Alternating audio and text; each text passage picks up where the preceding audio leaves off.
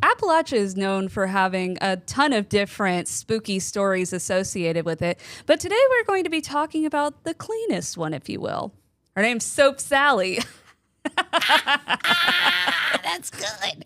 That's a good cold open, dude. Thanks. I just came up with it. Shoot. My name is Madison Timmons. I'm Chris Soucy. And we're paranormal investigators who live in the most haunted city on Earth, Savannah, Georgia. Whether we're in the studio Or out in the field, we hunt for the stories and experiences where the veil feels thin. shout out to our Parajunkie family on Patreon. This show is only possible with you. And remember, this is a judgment-free circle. Your experiences matter, your questions are welcome, and the weird is normal. So cut the lights, turn the volume up, and journey with us into the most haunted city on Earth. I'm Madison. I'm Chris. And welcome to the most haunted city on Earth. Hello and welcome to another episode of the most haunted city on Earth. My name is Madison Timmons. I'm Chris Soucy. I'm sorry.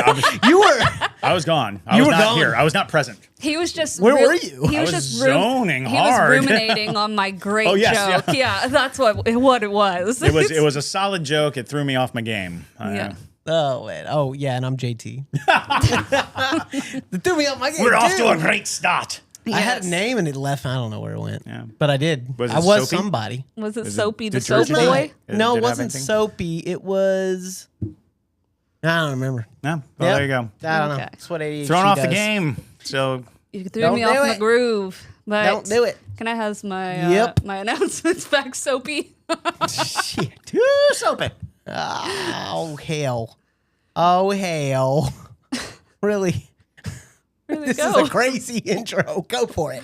Well, I'm asking for my announcements Yeah, you back. got it. You got Nope. oh No, shit. we don't. No, I don't. Oh no, I got to add the window with the new Apple update. There, you see it? That's what I was saying. This new Apple update is throwing me through a loop. I am an elderly woman when it comes to technology updates. I don't I'm understand not it. though. I just forgot about it. Anyway. Okay, Yes. anywho. Now here are your announcements. Okay, so 2 announcements, everybody. First off, we are going to be investigating the Mars Theater on September 29th. Okay. So when you're hearing this, this is enough time for you to join us on Patreon. Get to know some people, have some fun in the chats and stuff. And then on the 29th, we are going to be live streaming all night long for the Parajunkies. We're going to live stream for 2 hours for the public, but after that, it is cut off.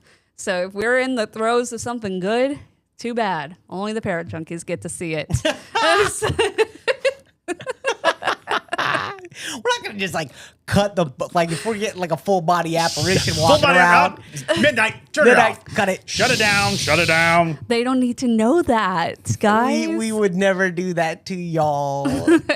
Anyone who takes their time to listen to this show will get to see the full body apparition. Yeah. Sure. He But- says that now. Yes. But He's just going to raise all the Patreon prices at that moment. I am exactly. not. But I would It's a never. $50 exclusive. Everybody go.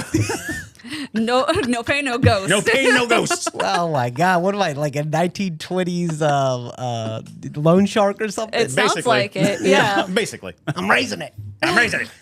You want to see the ghost, you got to pay the price. What's the Audrey 2? What's the shop owner? Mushnik. I'm Mushnik. Mushnik. Yeah, Mushnik. Yeah, I'm you the are. Mushnik. Yeah. Kind of. A little bit. Kinda. Yeah, you kind of A little are. bit. Mr. Mushnik. Mr. Mushnik. But yeah, Mr. Mushnik. The money's in the mouth. I'm about to feed you to Audrey too. Let me finish my announcements. Oh, right. We have announcements. I'm still Mr. reeling over Mushnik. Soap Sally. Soap Sally. But yeah, so also it's always good to be on Patreon. Patreon's also doing a ton of crazy updates, so the platform itself is really fun now. And yeah, so if you want to hear more, I've spieled about it enough in plenty of episodes. You know where to find us. Other announcement from One to Wicked. which is our true crime side podcast.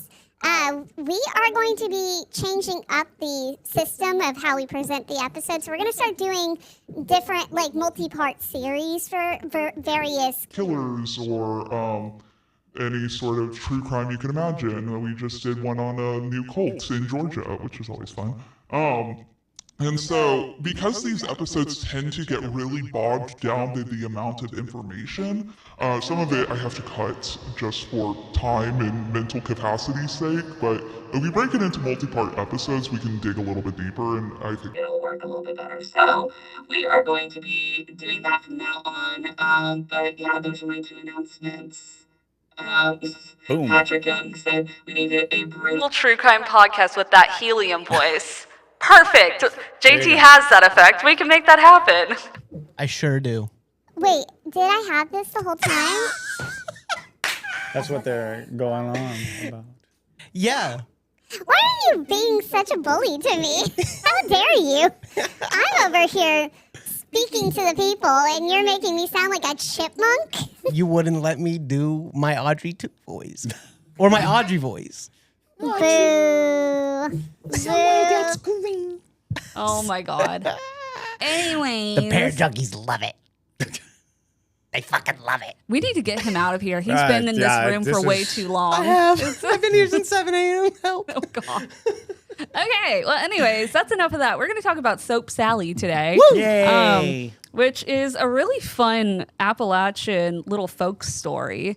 And weirdly enough, also Alabama. When I was doing research into this, I found like so many threads on like Facebook specifically of people in Alabama like being scarred by their grannies who told them This this was a story. common threat. threat. That It was. I mean, just classic boogeyman story. Yeah, absolutely. It was my first time hearing of it, but I My love first time, this too. story. And so Soap Sally basically, I'll read y'all the story. She lived in a small mill town in southern Appalachia. She lived on the top of a big old hill near the local swimming hole. The best Big old hill. That is literally what it was described as. Very nondescript. But she had 3 big black kettles in her front yard where she did the washing for the whole town. Which sounds like a nightmare. All around these... Because she does the laundry? for the That's as whole far as it town? got? For the whole No, town? that sounds like a nightmare for her. Yeah, that's what I'm saying. That sounds terrible. This poor woman, no wonder she did what she did. Yeah. Anyways, on a windy day, actually, all around those 3 kettles, she had long clotheslines stretched between cross supports to hang the laundry up. But on a windy day, her yard was a beautiful sight with clothes of all colors fluttering on the lines like flags of every nation. In fact, if you saw Soap Sally during the day, you'd think she was just a regular little old washerwoman, Oh. which I guess that has a look. Sure. There you go. But folks that lived in that mill town knew otherwise. Ooh. If you stayed around town after dark and looked up on that hill by the swimming hole, you could see the fire and embers still burning under those big kettles. See, Soap Sally did the washing by day, but by night, she made soap. It's the most threatening line I I've know, ever right? heard for something so simple. And it wasn't any ordinary soap. No, Sally roamed the town at night gathering up children who had misbehaved. She'd stuff them in her croaker sack, take them home, kill them, and then she would grind up their bodies and turn the children into soap. I love it. It's I'm great. Obsessed. It's very grim fairy I tale. love her. I love her work. Yes. Do you remember what Nene told, like, what my boogeyman was when I was a little kid? When I kept running off Yeah, in it Florida? was the serial killer. It was Otis Toole. It was Otis she Toole. told me that Otis Toole was going to get me if I kept running off. I kid you not. I think we've said that on the podcast Yeah. before. Yeah.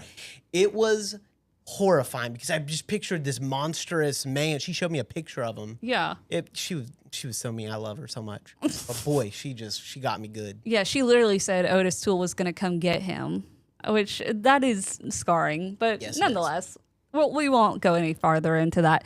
But anywho, so some say, well, actually, hold on. Now I found my place. There's a special kind of soap called lye-soap, which is still used today, which was made years ago from the fat and bones of animals.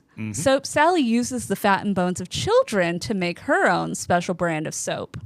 If anybody can remember Fight Club, Yes. in the movie Fight Club, sorry, Club. It's they actually were using the fat extracted from liposuction to create Perfect. So this was and it is a process. It is kind of a constant story of people being turned into soap in the late 1800s, mid to late 1800s. Absolutely. And some say she even made the soap to resemble children's hands. Aw. Oh, how sweet. It feels like it wouldn't last very long, though. So I guess you had to make more after that. But, Use the fingers to like get behind your ears. oh, God. One kid makes a lot of soap. I'm just saying. Yeah. And every time a child would go missing 2 or 3 days later, Soap Sally could be seen going from town to town carrying a sack full of handmade soap, selling it cheap. Yep. And some say she sells the soap to the parents of the missing children. In effect, it ended up burning the parents, or they would do their washing using their own children. Dang. The parents never realized that they are washing themselves with the remains of their own children. Children around the town were constantly warned, be home by dark or Soap Sally will get you. Stay out of those fields or Soap Sally will get you. If you don't mind your ma, Soap Sally will come get you. Dang. The I children, love Soap Sally. I know, she's great. The children who obeyed survived, while those who didn't vanished as quickly as the soap bubbles prickled by a needle. Wow. Some folks said that the parents of really bad children didn't even wait for Soap Sally to come collect their wayward youngsters. They just gave them to her. Wow. Yep. Years passed and Soap Sally died. Go figure. Heard that. Now, before you breathe a sigh of relief, let me tell you, they say her ghost still roams the South every night. And rumor has it, she's still in the soap making business. So there you go. Ooh. Now, before we get into my little breakdown of what I found out about this story, I want to tell you why we decided to talk about this. So one day the museum was open and this man apparently came in, and Chris can tell this better, but he claims that he's seen Soap Sally or knows of Soap Sally. More than that. Yeah. He comes from Thomaston, Georgia, a mill town between two great hills, and atop one of the hills, Goat Hill, was in fact the watering hole, along with the remnants and remains of an old operation with 3 large kettles in front. Ooh. When he went digging, he found a woman by the name of Christine Head, who was guilty of boiling children in those cauldrons. Stop. She was, in his estimation, the true origin of Soap Sally. Ooh. He actually found her grave? He found her house. He went through all of the history of Thomaston and found Kristen Head with pictures of the old house, and she had these 3 giant kettles out front, and they were like, yeah, she was caught murdering children. God. And so Christine Head was the name that he gave me. How far is Thomaston? I need to go visit. It's North Georgia, I want to say. It's actually just south of Atlanta, but it's close to Alabama. Yeah. So the mountain range, the hills of that area are the same hills as Montgomery, Alabama, and all of that. So the story germinated and hit hard West Georgia and East Alabama. Right. Tell the Soap Sally story the most because it was within their realm of whisper. It was their Otis. Wow. It was their Otis tool. It was their Otis tool. That's super cool. Very okay. Nice. That's pretty cool. I want to visit this hill. Yes. Yeah. Well, he does reenactments. He does a reenactment of Soap Sally. Yep. He has Soap Sally come down while he's doing like this kind of ghost. He calls it a ghost tour, but it sounds more like a ghost show. That is too because they do dope. reenactments. Soap Sally's like a woman all dressed up, and she's handing soap out to children. And after they tell the story, she goes up to the child and says, "That's little Jason. That's little David." I love it. The kids are like, "Ah, David!" That's great. I love it. Yes, Alex Ed Gein also Ed Gein also was known to make soap out of rendered body fat. He made everything you can think of out of humans. Yeah. So, yeah. Cool. Now that you know that, this is what I found on the internet, but I like what this man said the most. Yes. So, All right, so the origins, from what I could find. Soap Sally is a uniquely American folkloric boogeyman, or boogeywoman, I guess, and has been a part of Southern folklore since at least the 19th century. The exact origins of the murderous figure remain unknown, and descriptions of her vary widely. Some portray her as a shape-shifting crone lurking in the woods, while others depict her as the town washerwoman. Mm-hmm. Soap Sally, despite posing a threat to children, is a woman who defies the traditional hierarchies and gender roles of her community. Which, if you're looking at folklore in a general sense, you have to look at it of why we're telling the story, besides just to give you the heebie-jeebies. A lot of times it's there to talk about societal issues or to teach children to not wander off. Yeah. You know, the big bad wolf was a representation of any danger that was beyond, the safety of the family or the community. All folklores can usually be driven down into warnings. Right. Where we're going to warn you not to go off into the woods because something can harm you. And unfortunately, I think for a good deal of history, we tended not to say that there were people. Right. That it was a person out there who was going to harm you and kill you. We like called them big bad wolves or wicked witches. A monster. Or, we created monsters to represent the boogeyman itself, to represent a sickness that we could not admit seized humans. Right. We tended to make monsters for them. Exactly. And Soap Sally is no different, really. She is no different, but she does have some commonalities with some of our other favorite folklore of course. characters. So she shares these traits with another cunning and independent female folkloric figure, particularly in Europe, like the witch in Hansel and Gretel. And Soap Sally even has similarities with the archetypal witch of Slavic traditions, Baba Yaga. My favorite. I love Baba Yaga. I love her so much. I think she's a great character. Just because you want house on chicken feet. Absolutely, I do. Did we talk about the fact that due to a mistranslation, we thought that they were chicken feet like a chicken walking around, but actually it just means a house on stilts. Boo. No. Yes, because she lived in a bog. So she did. had to put her house up on stilts. And On- the I'm word going to cut this out so On we don't giant ruin it for chicken everybody. legs. the word for stilts is the same word as chicken legs. I mean, in So theory, when it Same came down, she absolutely lived in a house up on chicken stilts, but it was on chicken legs. But it was in fact most likely that because she lived in a swamp, she had to build on top of struts. boo, no fun. Yeah. It's She still flew around inside a giant pestle. That was something that Baba Yaga did. yeah, but I mean, if you got to put it on stilts, you And this might is as what's well very use the interesting giant to chicken me. legs. I think Baba Yaga is in culture. A lot of people understand Baba Yaga. They know who that is. But Baba Yaga had a foil, She did. Vasilisa the Brave. And Vasilisa the Brave was this badass, super strong woman who did every task. She was like Hercules. She's like a woman Hercules. And no one ever talks about Vasilisa. They only because talk it's no about Baba fun. Yaga. What do you mean? She was a woman Hercules. No, Chicken House Lady is Chicken way house more lady, fun. way more fun. I agree Yes. with that. Chicken house. Yeah. I'm Team Vasilisa. Boo. Team Yaga. Team Yaga.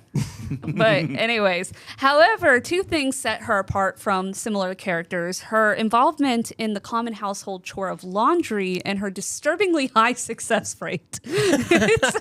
Boom. Yeah.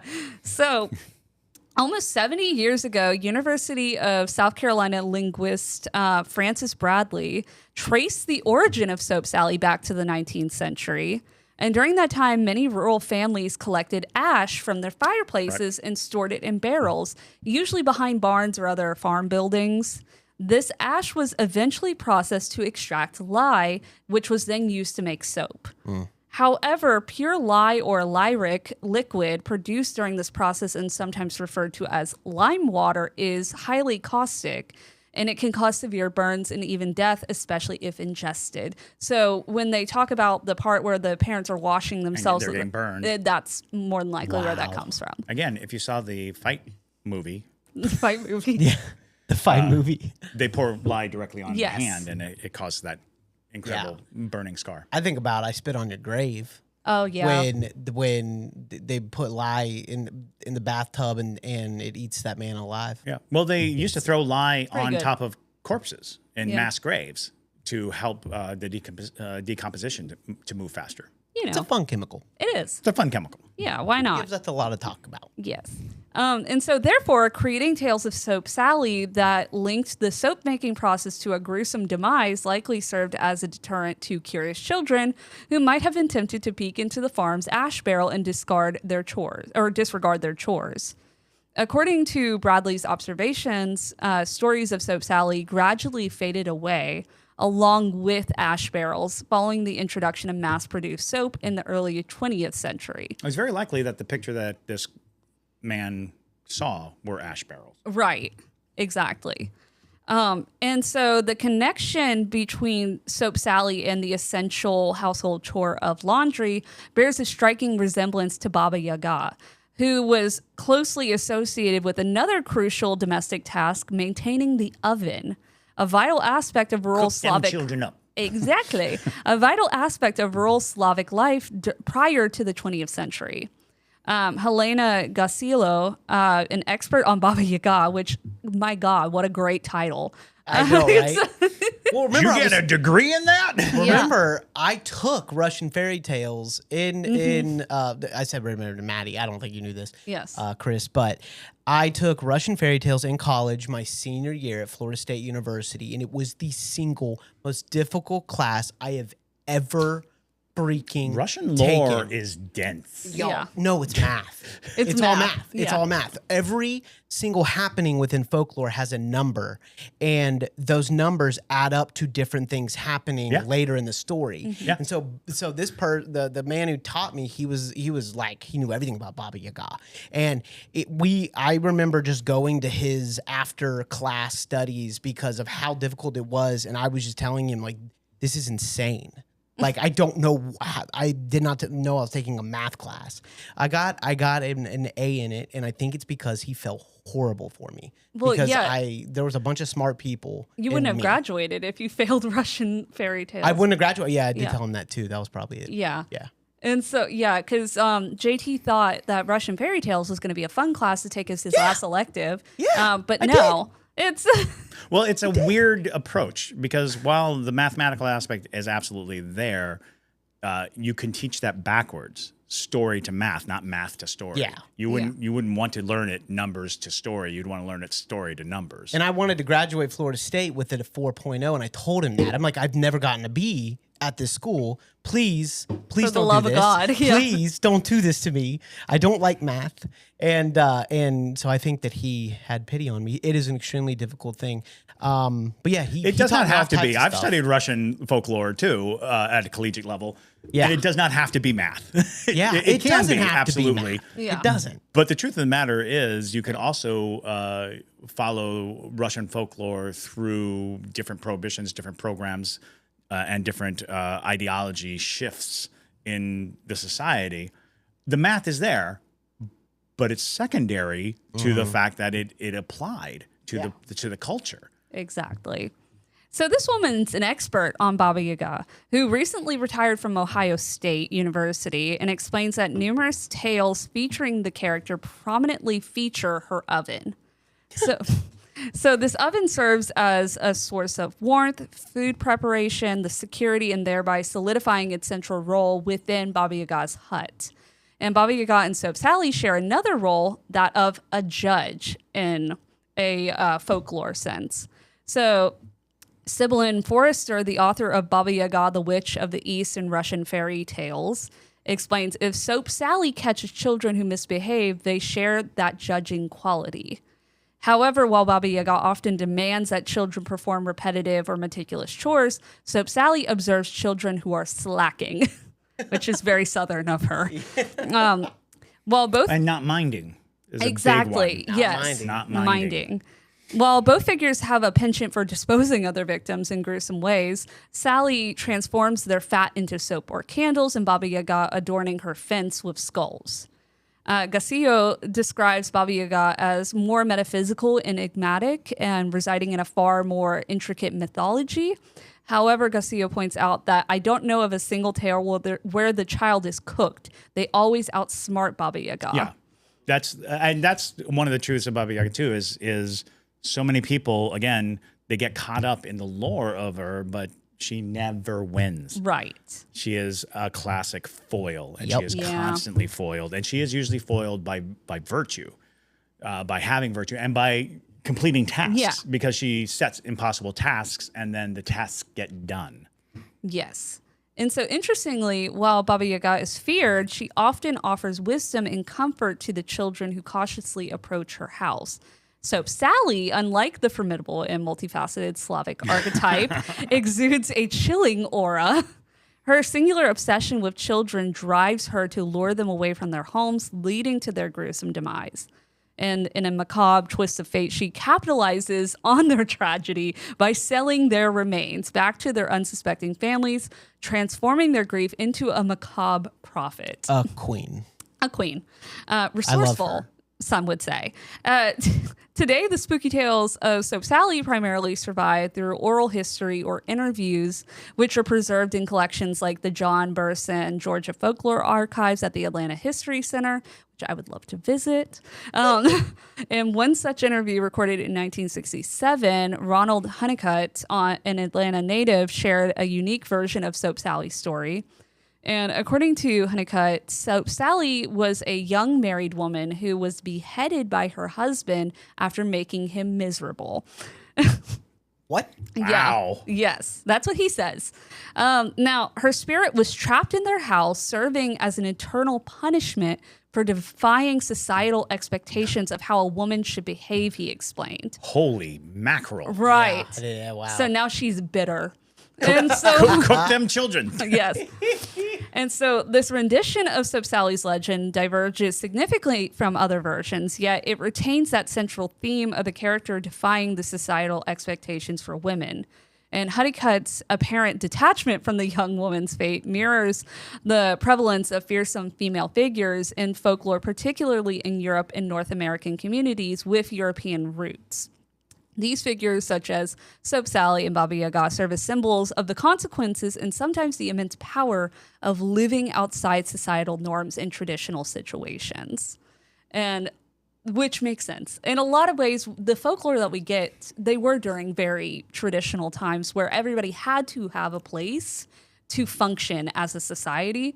Now that we don't have to do that, our lives aren't so fragile anymore. It's, it's a little less impactful, if you will, and it feels a little bit more degrading. But back then, if you weren't a part of the herd mentality, you could collapse your whole community in some way. You were the monster. Exactly. And it's so telling how broken a society can be when straying from the norms is punishable by an eternity of being the witch in the woods. Exactly. Of being the child murdering monster, of becoming a warning, not just a warning of the child who wanders off and gets killed, but a warning of, if you don't behave a way, you will be Soap Sally. Yes. That you will end up with this evil and maniacal existence of woe and suffering. And it's like, that's messed up. It is. Well, and that's the thing, is if you really look at almost every villain that we know, even through Disney films, Maleficent, the witch from Snow White and things like, I guess she's the evil stepmother. Right. But yeah, all of those, when you look at their origin stories, they have a very similar background where they refuse to conform, and now their hearts are corrupted. Right. They were corrupted by their own inability to be the dutiful, the complacent, the follower, because they all wanted to lead. They all wanted to be in charge. And you know what that means? Evil. Evil. And that's why, on the flip side, the Snow Whites, the Auroras, the people like that, the epitome of what they wanted, they're the princess. They're the beloved one. They have a heart of gold. And what happens to all of them? They go into a submissive state. That's how we know how pure they are, because they go unconscious. Yeah. And it's like, what the hell are we teaching our kids? Literally. Yeah, literally. And so, Lexi was saying, yes, I was just thinking about all the Disney stories. All those Disney tales come from these ancient and classic folklore stories. They're just retold in a way that fits more modern stereotypes. But yeah, all the And not Grimm's that fairy far, tales. really. Yeah. They are taken from Grimm's, and Grimm's did take those stories from the culture. You know, a lot of people think that Grimm's made those stories up. They didn't make them up. These were stories that were being told, and were an oral tradition. And Grimm's basically were the first ones to write it down in an organized pattern. Right. And they just took from all these other stories from all around and created a volume of stories that were just cautionary tales about, if you're a woman, be submissive and pure. If you're a child, be obedient. And if you're a woman who wants independence, you're a witch. Exactly. Which I think makes it more enjoyable when you read these folkloric stories now, when you have that understanding, because you can kind of break it down. And sometimes it helps you almost empathize with the villain. Because I like to think with every, whenever you're doing storytelling, you have to find one thing that is human about a villain. Because, absolutely. they always have something. Because most of the time they are human. Even down to Baba Yaga, who lives in this fantastical world, there's something about her that is human. Also, to plug Vasilisa the Brave once more time, Vasilisa was, in fact, a pro-independent woman, not subservient, who was physically strong, mentally capable. And it's like, how did we lose this in our storytelling, that, you know, there can be the heroic woman, because no one else could actually stand up to Baba Yaga. Exactly. It only takes the cunning child or cunning woman, and that's the fun. And also that's what makes it so satisfying when we read these stories, when the children outsmart the witch. Right. Like in Hansel and Gretel, when they outsmart her and they're able to escape. It's satisfying because you're like, yeah, you know, Well, even in the case of Baba Yaga, a lot of the stories seem to be that the children are being given opportunities to outsmart. So it's even a question of, is she leading them to success rather than leading them to doom? Exactly. Yeah. And so I thoroughly enjoyed researching Soap Sally. Soap Sally, a very peculiar, and I had heard of Soap Sally long ago, just listing off the various bizarre subcategories. So when this guy shows up, and I have to stress that this gentleman was like a former professional wrestler, a small circuit professional wrestler. So he was this big, bombastic, loud, and he was all about telling the story, and he was like full of vim and vigor, and he was a yarn spinner, to be sure. And if we ever get to Thomaston, we're gonna hunt him down and have him show us his power. Please, I would love to have him perform Soap Sally for us in the middle of this town. Well, apparently in his ghost tour show, which they do like once every other month, they actually reenact the murder of a sheriff. They have a full gunfight in front of City Hall. That's fun. Yeah. That's fun. Georgia for you. That's very Georgia. Yeah. Well, especially small town Georgia, where you can kind of get away with that. Yeah. In Savannah, that would not fly. But I've never heard of Thomaston at all. I've heard of Thomasville, but not Thomaston. Thomaston is it's kind of between Atlanta and Americus. Oh. Okay. It's in the middle of nowhere. In the middle Literally. of nowhere. Literally. But yeah, and especially in smaller areas like that, those types of stories, they become a part of the culture, where it's like, we had Soap Sally. And so it lives on through that way, because everybody's town has to have the local and the fact that monster. Soap Sally has as wide a storytelling spread, right, is surprising. Because it's just folksy small enough to be regionalized, but to hear that people are traumatized from the tip of Atlanta and down through Alabama. Yeah. Y'all, Thomaston's cute. Is it? Yeah, we need to go. It's super cute. We should definitely go. We have a plan to go this winter. Yeah. Okay, let's do it. Let's do it. I want to go. I want to see where Soap Sally. I want to see the hill. Yeah. It's Goat Hill. He has Hill. it. Of course she lives on Goat Hill. up. Well, there are two hills, and he was explaining that everybody talks about the mill town, and so Thomaston is the mill town of all the stories. Because every story of Soap Sally does suggest that she's in a mill town, but there are a lot of mill towns, you know, Right. all spread all throughout. But Thomaston was the mill town of Western Georgia, or technically it was whatever town is right next to Thomaston that is no longer there. Sure. So, yeah. it's one of those It's all situations. lumped together now. But he was like, everyone says that Soap Sally comes from Hog Mountain was the story that gets told. It's Hog Mountain, it's Hog Mountain, it's Hog Mountain. But of course, this guy's like, I'm here to tell you it's Goat Mountain. Goat Mountain overlooking Thomaston, Georgia. So, okay. He's like he's claiming Soap Sally for us. yeah. Wow. I like it. I like it a lot. And we could probably deep dive each state's like Soap Sally because Oh, yeah. each state has one, you know. And there's even like ones that have been proven to be true. Many of them have been proven to be true, actually. Yeah. Like the Faceless Man. Sure. There's a classic ghost story. I can't exactly remember where it is, but driving down the road at night, they'd see this figure, and then as they got close to him, he didn't have a face. Oh. And there's all these like sightings of him, and people have, and so he became like this faceless man that's haunted. It turns out that he was a man who had a terrible accident that literally blew his Oh, I face know off. about that. Yes. I do know Yeah. about this. Yeah, yeah. And so he was an urban legend for a long time But he was until real. somebody found him. And it turned out that he's a really nice guy. And he was Yeah. like this, you know, he just liked to walk around at night, but he couldn't see. And so, you know, Yeah. because his face had been It blown was he was in a power line worker. Yes. I think. He- That's what it the was. He arc got electrocuted and set on burned his fire. face off, right? Oh my God. Yeah. Yeah. Survivor. Wow. Fantastic story, but it was one of those things. And I want to say there's like Cropsey Yeah. is another one that's really huge up in the New York area. And it turned out that was true. And that was kind of like the Hookman story, right? Right. Yeah. You know, and then to learn, oh, by the way, this is a true story. And people are like, no, it's not. You Right. can't tell me that that's a true story. It's like, It is.